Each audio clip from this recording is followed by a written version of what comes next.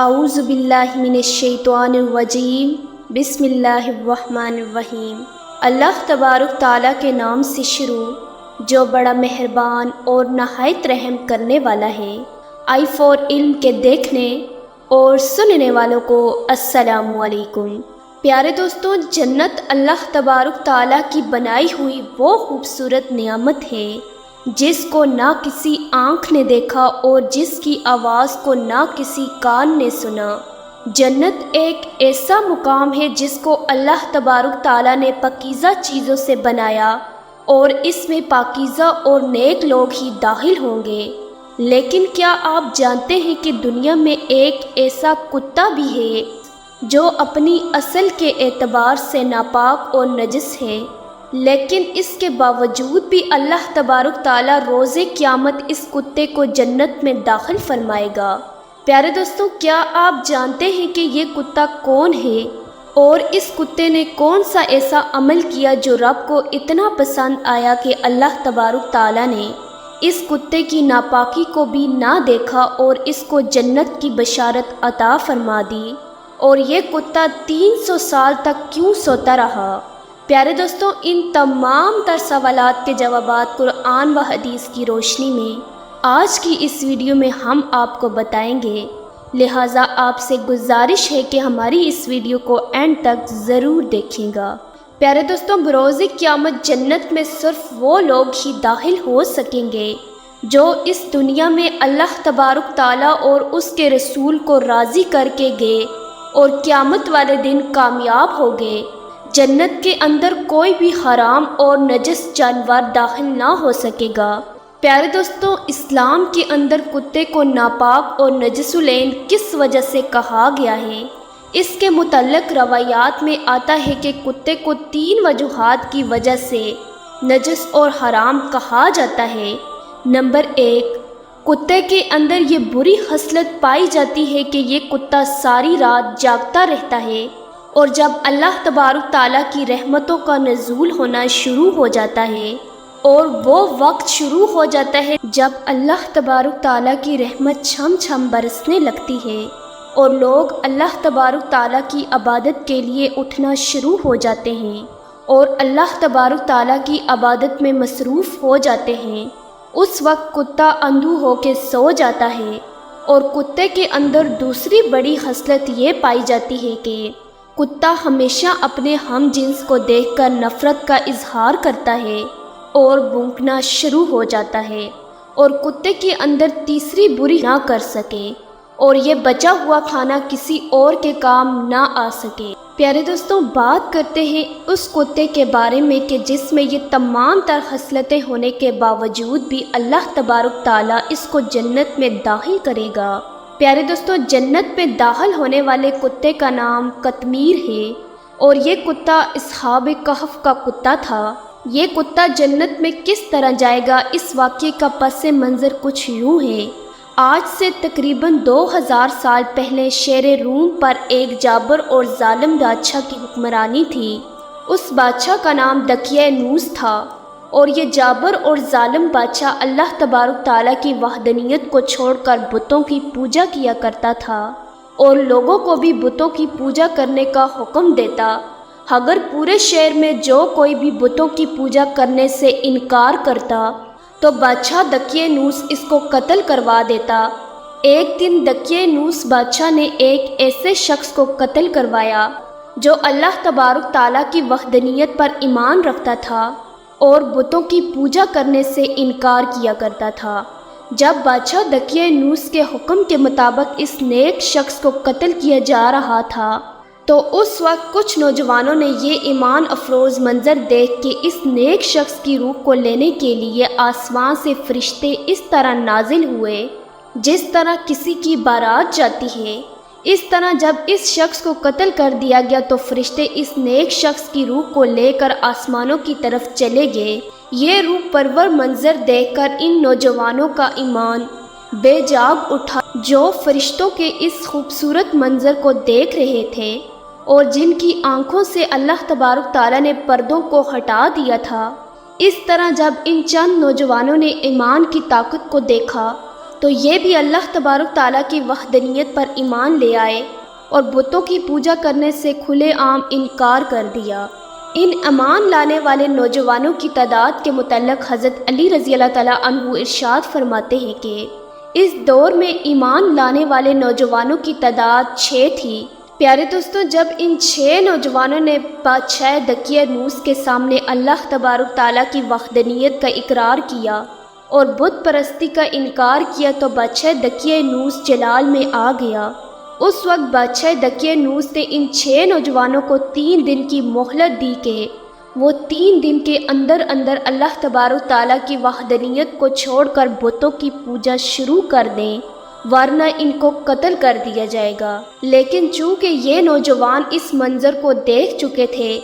جس منظر کو دیکھنے کے بعد کوئی بھی ایمان والا پیچھے نہیں ہٹتا، چاہے اس کی جان ہی کیوں نہ چلی جائے، لہٰذا جب مہلت کا 3را دن شروع ہوا تو ان نوجوانوں نے آپس میں مشورہ کیا کہ کیوں نہ اس شہر کو چھوڑ کر کہیں دور چلے جائیں اور وہاں جا کر اللہ تبارک تعالیٰ کی عبادت کریں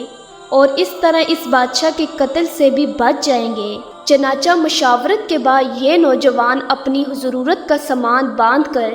وہاں سے چلے گئے۔ اس طرح جب یہ نوجوان شہر کی سرحد سے باہر نکلے تو راستے میں انہیں ایک چرواہا ملا جو بکریاں چرایا کرتا تھا اور اس کا ایک وفادار کتا بھی تھا۔ جب اس چرواہے نے ان نوجوانوں سے شہر چھوڑنے کا سبب پوچھا تو ان نوجوانوں نے سارا ماجرا بیان کر دیا۔ اس واقعے کو سننے کے بعد اس چرواہے کے دل کے اندر بھی ایمان کا نور چمک اٹھا اور وہ بھی اللہ تبارک تعالیٰ کی وحدانیت پر ایمان لے آیا، اور وہ چرواہا بھی ان نیک نوجوانوں کی جماعت کے ساتھ شامل ہو گیا۔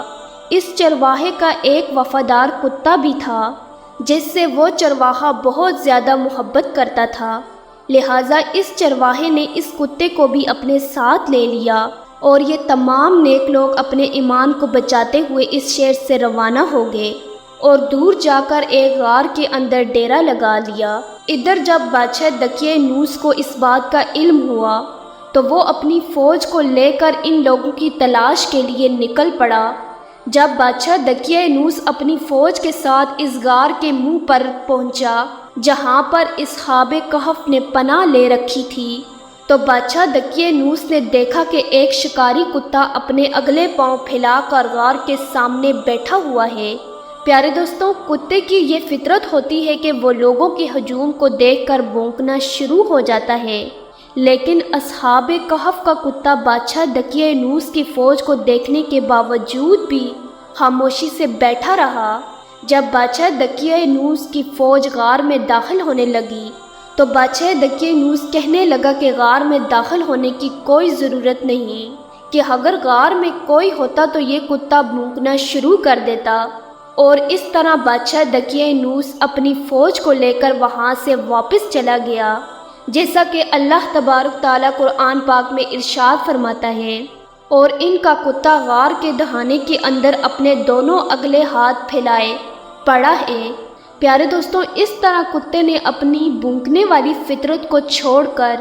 اللہ تبارک تعالیٰ کے نیک لوگوں کی مدد کی، اور اس طرح بادشاہ دقیانوس کتے کے اس خاموشی کو دیکھ کر واپس چلا گیا، اور اس کے بعد اللہ تبارک تعالیٰ نے اصحاب کہف پر اور ان کے کتے پر ایسی خوبصورت نیند طاری کی کہ یہ لوگ 300 سال تک سوتے رہے، اور بعض روایات کے مطابق 309 سال تک سوتے رہے۔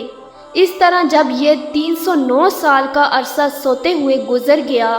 تو اس کے بعد ایک نیک دل بادشاہ کی حکومت آئی جو اللہ تبارک تعالیٰ کی وحدانیت پر ایمان رکھتا تھا اور ایک خدا کی عبادت کیا کرتا تھا جس کا نام بیت الروز تھا۔ لیکن اس زمانے کے لوگ اس بات پر ایمان نہ رکھتے تھے کہ مرنے کے بعد اللہ تبارک تعالیٰ دوبارہ لوگوں کو زندہ کرے گا اور دوبارہ قیامت قائم ہوگی، اور اللہ تبارک تعالیٰ تمام لوگوں سے حساب و کتاب لے گا۔ ان لوگوں کا یہ عقیدہ تھا کہ جو ایک مرتبہ مر جاتا ہے تو وہ دوبارہ زندہ نہیں ہو سکتا۔ اس طرح وہ لوگ مرنے کے بعد اٹھائے جانے پر ایمان نہ رکھتے تھے اور اللہ تبارک تعالیٰ کی اس قدرت کا انکار کرتے تھے۔ چنانچہ لوگوں کے اس عقیدے سے بادشاہ بہت بیزار تھا۔ اس وقت بادشاہ نے اللہ تبارک تعالیٰ کی بارگاہ میں رو رو کر یہ دعا کی کہ یا رب العالمین، کوئی ایسا معجزہ دکھا کہ میرے لوگ اس بات کو مان جائیں کہ مرنے کے بعد اللہ تبارک تعالیٰ تمام لوگوں کو دوبارہ زندہ کرے گا اور دوبارہ قیامت قائم ہوگی اور لوگوں کا حساب و کتاب ہوگا۔ چنانچہ اللہ تبارک تعالیٰ نے اس نیک بادشاہ کی دعا کو قبول کیا۔ چنانچہ اللہ تبارک تعالیٰ کے حکم کے مطابق ایک دن ایسا ہوا کہ ایک چرواہا اپنی بکریوں کو لے کر وہاں پر اپنی بکریاں چرانے لگا جہاں پر اصحاب کہف سو رہے تھے۔ اس چرواہے نے اللہ تبارک تعالیٰ کے حکم سے غار پر بنی اس دیوار کو گرا دیا۔ چنانچہ دیوار کے گرنے کے بعد اصحاب کہف نیند سے بیدار ہوئے اور غار سے باہر تشریف لے آئے۔ اس طرح جب اس دور کے لوگوں کو اور اس دور کے بادشاہ کو اس بات کا علم ہوا کہ اصحاب کہف 309 سال تک سونے کے بعد دوبارہ زندہ ہوئے ہیں، تو اس وقت بادشاہ نے اللہ تبارک تعالیٰ کا شکر ادا کیا، اور وہ تمام لوگ جو اس بات کے منکر تھے کہ مرنے کے بعد اللہ تبارک تعالیٰ دوبارہ کسی کو زندہ نہیں کرے گا اور کسی کا حساب و کتاب نہیں ہوگا، وہ اللہ تبارک تعالیٰ کی اس قدرت پر ایمان لے آئے اور اس بات پر ایمان لے آئے کہ اللہ تبارک تعالیٰ دوبارہ مرنے کے بعد لوگوں کو زندہ کرنے پر قادر ہے اور قیامت قائم ہوگی اور لوگوں کو دوبارہ زندہ کیا جائے گا اور ان سے حساب و کتاب لیا جائے گا۔ پیارے دوستوں، روایات میں آتا ہے کہ اصحاب کہف اللہ تبارک تعالیٰ کے برگزیدہ ولی تھے، اور اللہ تبارک تعالیٰ کے ولیوں کی محبت کی وجہ سے اللہ تبارک تعالیٰ نے اس کتے کو بھی جنت عطا فرما دی، اور نیک لوگوں کی صحبت کی وجہ سے اور اپنے بھونکنے والی عادت کو چھوڑنے کی وجہ سے